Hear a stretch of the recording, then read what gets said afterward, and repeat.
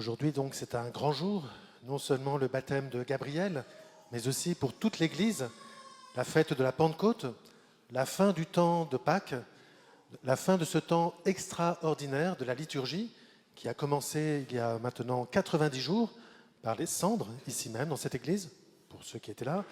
Et puis, nous avons cheminé 40 jours dans le désert, d'une certaine manière, jusqu'au jour de la résurrection. Et depuis 50 jours maintenant, nous cheminons dans ce temps pascal. Nous l'avons entendu, l'Esprit Saint est répandu sur les disciples du Christ aujourd'hui. Et cet esprit, la dernière phrase de l'Évangile nous dit, il nous fera souvenir de tout ce que le Christ nous a enseigné. Donc c'est un esprit qui nous fait garder mémoire. C'est ça. En effet, si nous cheminons depuis maintenant donc 90 jours, il y a un petit risque que demain, la semaine prochaine, le mois suivant, nous rentrions donc dans le temps ordinaire et il y aurait ce risque d'oublier tout ce que nous avons vécu pendant ces temps extraordinaires de Carême et de Pâques. Or, je pense que donc il serait dommage de ne pas engranger, de faire mémoire de tout ce que nous avons reçu, les grâces peut-être que nous avons vécues, pour vivre ce temps ordinaire. Donc nous allons entrer dans le temps ordinaire riche de tout ce que nous avons vécu dans ce temps de Carême et ce temps de Pâques. Alors pour nous aider à cheminer, nous avions des posters qui sont tout au long de l'Église, avec les saints et les saintes, même dans le chœur pour ce qui est du temps pascal. Alors ça se lit de bas à gauche et ça remonte voilà, jusqu'en haut, là-bas, à la Pentecôte.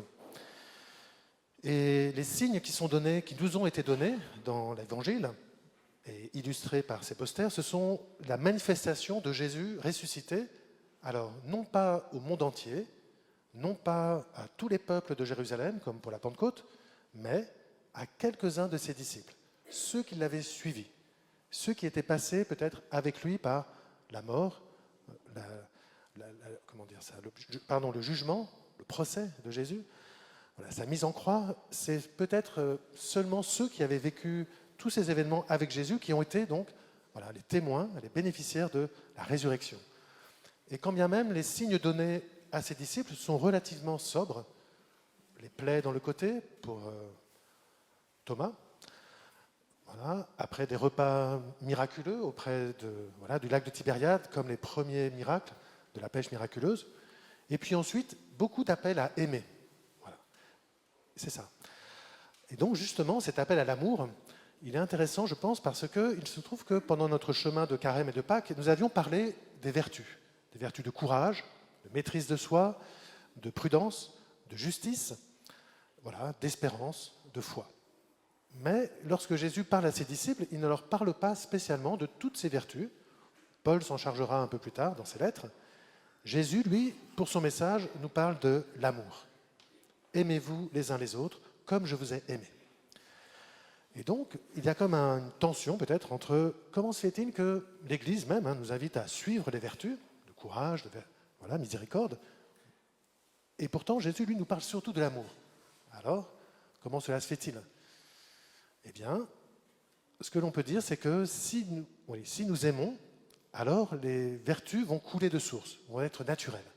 À l'inverse, il peut arriver que nous ayons du mal à aimer nos ennemis, à aimer ceux qui sont différents, et dans ce cas-là, les vertus sont bien utiles parce que même sans amour, on peut être juste, on peut être courageux, on peut être miséricordieux.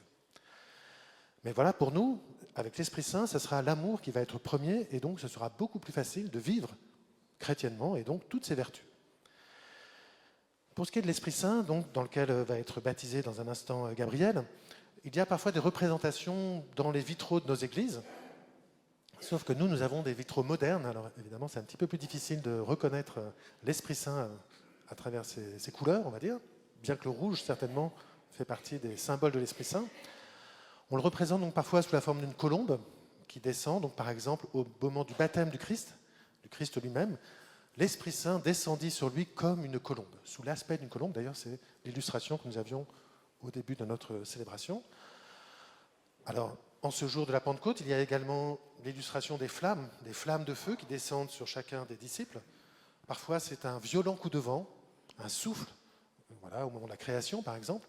Voilà, donc, autant de symboles de l'Esprit Saint. Mais le premier fruit, alors Paul va donner toute une liste des 9 fruits de l'Esprit Saint, et parfois même au moment des baptêmes, j'interroge les parents, les parrains et marraines, et l'assemblée en leur demandant, mais rappelons-nous quels sont les fruits de l'Esprit Saint. Donc, parfois les gens me répondent l'orange ou la banane. Donc ce n'est pas tout à fait ce qu'a voulu dire saint Paul, mais donc plus spirituellement, alors, assez spontanément, au bout d'un moment, les gens me répondent, qu'est-ce qu'ils me répondent la douceur, par exemple, très bien, ouais, exactement. Voilà. Alors, en tout cas, parfois le premier donc n'arrive pas toujours en premier, pourtant c'est l'amour. Le premier fruit de l'Esprit Saint, c'est l'amour. Et à partir de là, tous les autres découlent quasiment, la joie, la paix, la patience, la bonté, la bienveillance, la douceur, la maîtrise de soi, la foi. Tout cela, c'est en plus, bonus, je dirais, ça découle du premier fruit de l'Esprit Saint, l'amour. Et donc, on peut observer l'Esprit Saint, bien sûr, donc dans les symboles de l'Esprit Saint, les flammes, la colombe, le souffle, mais on peut aussi peut-être l'observer donc chez les parents qui aiment leurs enfants, avec simplicité, de manière naturelle, je dirais.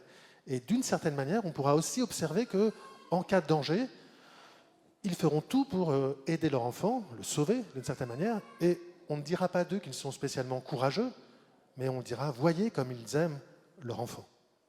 Et donc le courage découle de l'amour que l'on porte à un enfant.